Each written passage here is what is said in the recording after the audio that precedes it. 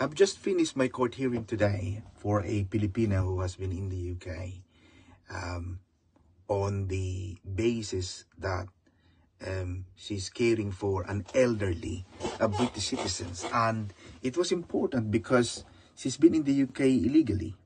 And the Home Office was trying to say that because you're an illegal, you should not be working, blah, blah, blah.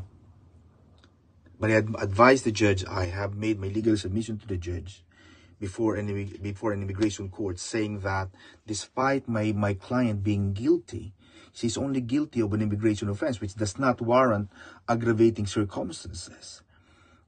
But because of the health condition of the British citizen, the court has to weigh and to consider, to take into account whether the overstaying outweighs the life of the British citizen who is mainly dependent to the Filipina client of mine.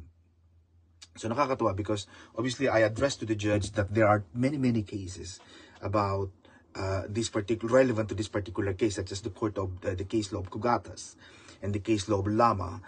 These are cases which says even if the person applying for a visa is not a biologically related to the person she's caring for, but there are principles such as the commitment, the dedication, the support, the level of support that's being granted or given to the lady that has to be taken into account. And that is a narrow issue on the family life.